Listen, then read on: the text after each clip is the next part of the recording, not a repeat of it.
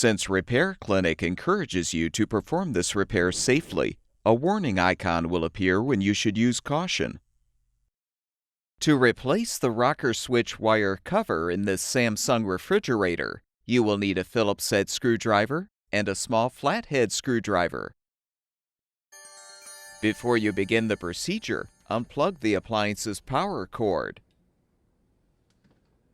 Use the Phillips head screwdriver to unthread the screw, securing the old wire access cover, if still intact.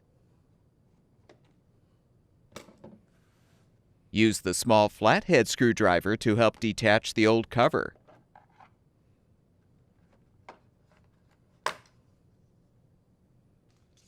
To install the new rocker switch wire cover, position it on the housing and thread the screw.